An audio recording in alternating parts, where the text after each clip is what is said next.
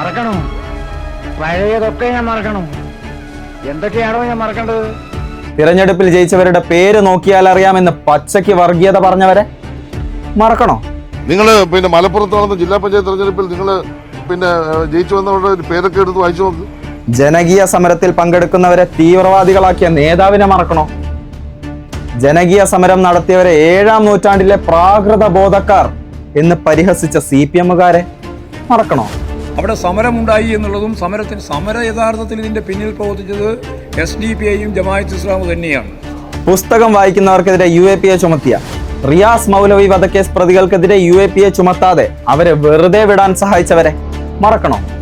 ആ കുട്ടികൾക്ക് അതുമായിട്ട് ആ ആശയവുമായി ബന്ധമുണ്ടായിരുന്നു എന്നുള്ളത് ഒരു പരമമായ യാഥാർത്ഥ്യമാണ്. അത് ഞങ്ങളുടെ പാർട്ടി പരിശോധനയിൽ കണ്ടെത്തിയതാണ്.